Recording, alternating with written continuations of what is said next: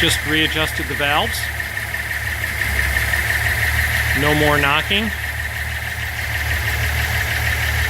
All through the RPM ranges. Just retuned it. Currently have both SUs set at 3 turns out. So just a tad richer than 2.5 turns the preset.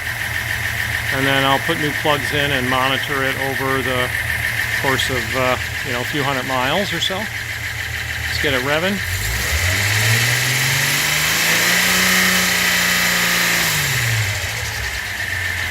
Okay, that's it. Everything seems to be working in fine order.